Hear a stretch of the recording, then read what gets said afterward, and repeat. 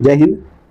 तो आप सभी को बता दूं कि बिहार दरोगा का वैकेंसी आ चुका है और यह आपको www.bpscbihar.nic.in का जो बिहार दरोगा का ऑफिशियल वेबसाइट है उस पर अपलोड किया हुआ है। ठीक है, तो इस वीडियो में हम यह देखेंगे कि कब से फॉर्म भरा जाएगा और इसका क्राइटेरिया क्या है, कौन कौन इसमें फॉर्म भर सकते हैं, कौन कौन नहीं भर सकते हैं, कितना एज है, कितना एज लिमिट है इसमें। ठीक है, और कब से एज लिमिट दिया गया है ये पूरा हम इस वीडियो में देखेंगे। ठीक है, तो चलिए देखते हैं क्या है। विज्ञापन संख्या 2/2023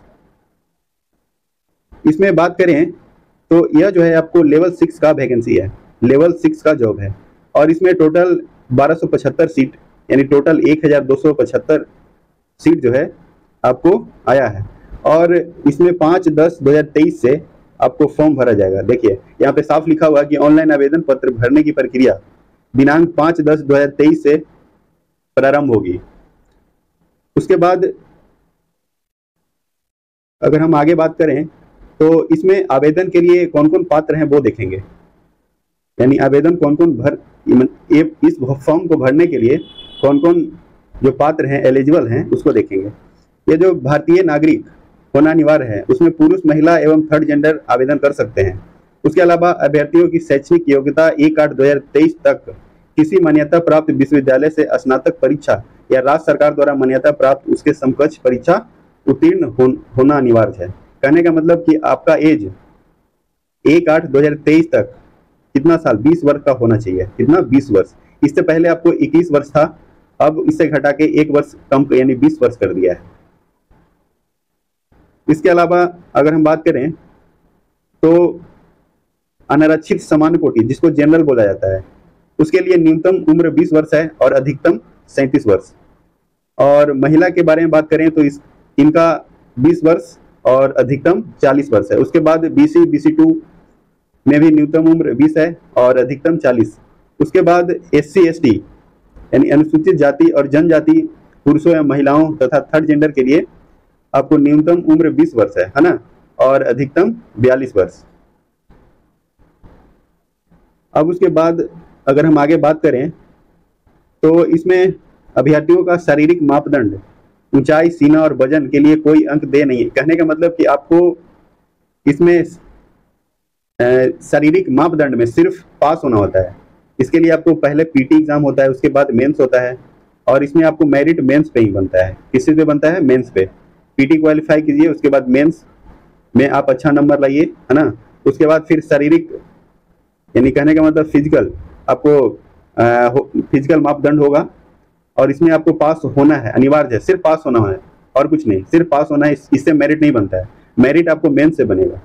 ठीक है, उसके लिए आपको क्या है, अनारक्षित वर्ग एवं पिछड़ा वर्ग के पुरुषों के लिए न्यूनतम 165 सेंटीमीटर। कितना है? 165 सेंटीमीटर। जनरल और OBC का जो हाइट खोजा गया है वह 165। उसके अलावा अत्यंत पिछड़ा वर्ग के पुरुषों के लिए 160 सेंटीमीटर जिसको BC1 बोलते हैं, BC1 या फिर EBC, इसके लिए आपको 160 सेंटीमीटर हाइट रखा गया है। फिर उसके बाद SC ST पुरुषों के लिए कितना है? 160 है। फिर उसके बाद है सभी वर्गों की महिलाओं के लिए 155, यानी जनरल हो, OBC हो, SC हो, ST हो या फिर ट्रांसजेंडर हो, वो सभी के लिए आपको 155 सेंटीमीटर का हाइट रखा गया है। उसके अलावा अगर हम बात करें सीना सिर्फ पुरुषों के लिए, यानी सीना जो है आपको फिजिकल मापदंड में सिर्फ पुरुष का ही होगा। कितना? 81 सेंटीमीटर। इसमें सभी होंगे, सामान्य वर्ग, पिछड़ा वर्ग, अत्यंत, ये सभी होगा। बिना फुलाए हुआ कितना होता है? 81 सेंटीमीटर और फुलाने पे 86 सेंटीमीटर।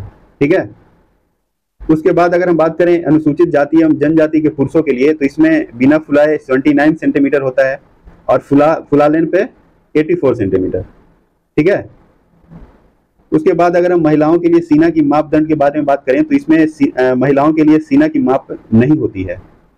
उसके बाद अगर हम वजन के बारे में बात करें तो वजन सभी वर्गों की महिलाओं उम्मीदवारों के लिए न्यूनतम कितना है? 48 kg, यानी आपको ज्यादा वजन जो है बढ़ाना नहीं है, वजन को कम करके रखना है। कितना वजन रखा गया है? 48। अब उसके बाद अगर हम बात करें तो इसमें देखिए सबसे पहले तो नियुक्ति की प्रक्रिया आपको PT से होता है, PT हुआ, फिर उसके बाद मेंस होता है। आपको पीटी में 100 क्वेश्चन का एग्जाम होता है और 100 क्वेश्चन आपको 200 मार्क्स का होता है। एक क्वेश्चन 2 नंबर का, तो 100 क्वेश्चन कितना हो गया, 200 नंबर का। और इसमें अगर आप एक गलती करते हैं, एक गलती, तो 0.2 नंबर आपको काट लिया जाता है। यानी कहने का मतलब कि 5 गलती पे आपको एक सही काट लिया जाएगा। ये आपको पीटी का है। और अगर पीटी अगर आप पास करते हैं, उसके बाद मेंस में भी आपको यही नियम है, ठीक है। उसमें आपको एक्स्ट्रा हिंदी पढ़ना होता है ना। हिंदी आपको 100 नंबर का होता है, उसमें सिर्फ क्वालिफाई होता है। क्वालिफाई आपको 30 नंबर लाना होगा। उसके बाद मेंस में आपको 100 क्वेश्चन का एग्जाम होता है। उसमें भी मेंस में आपको 100 क्वेश्चन में 200 नंबर का, कितना, 200 नंबर, एक क्वेश्चन 2 नंबर का होता है, तो 200 नंबर का एग्जाम होता है इसमें, ठीक है। और 200 नंबर में आपको इसमें भी निगेटिव 5 पे 1, यानी 5 गलत पे एक सही को काट लिया जाएगा, यानी 0.2, एक गलती पे 0.2 नंबर कटेगा। और मेरिट आपको मेंस पे ही बनता है, ठीक है। अब उसके बाद अगर हम बात करें तो इसमें आपको तृतीय पहला चरण तो पीटी, सेकंड चरण हो गया मेंस, तृतीय चरण क्या हुआ, शारीरिक योग्यता। और अगर दौड़ में अगर हम बात करें तो इसमें दौड़ में क्या होता है कि 1.6 किलोमीटर यानी 1600 मीटर आपको दौड़ 6 मिनट 30 सेकंड में, कितना मिनट, 6 मिनट 30 सेकंड में लगाना होता है।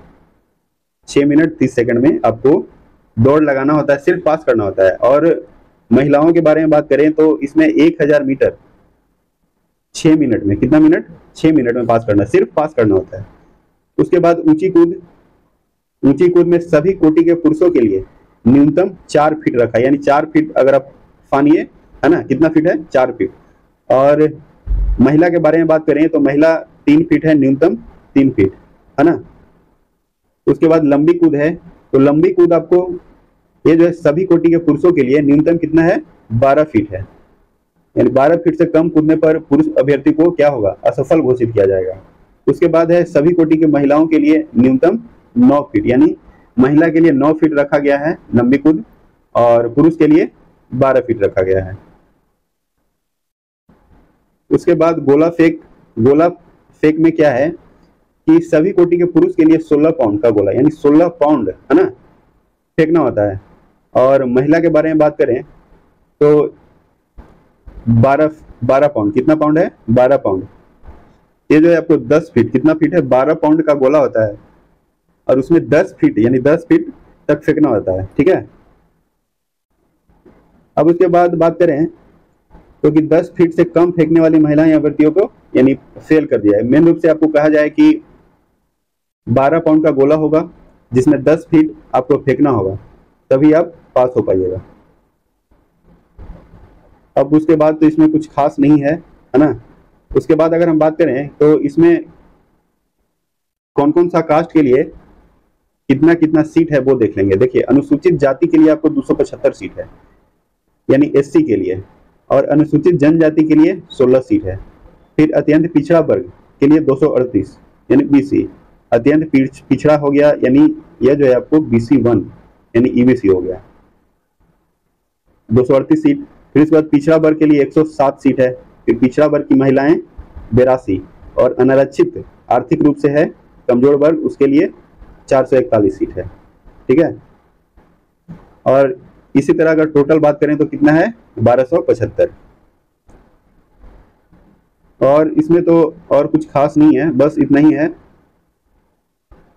तो चलिए, बस अब वैकेंसी आ चुका है और मेहनत करना है सिर्फ, है ना, क्योंकि वैकेंसी आने से नहीं होता है, आपको मेहनत करना होगा, नहीं तो वैकेंसी आएगा और जाएगा, है ना। आपको क्या करना है, मेहनत करना है। आप मेहनत करते रहिए, आपका एग्जाम होगा, रिजल्ट भी होगा। अगर मेहनत नहीं कीजिएगा तो कुछ नहीं होगा, ठीक है। देखिए यहाँ पे आपको बिहार पुलिस अवर सेवा आयोग बिहार पटना अध्यक्ष हैं, उनका हस्ताक्षर भी है। चलिए आज के लिए इतना ही। जय हिंद, जय भारत, धन्यवाद।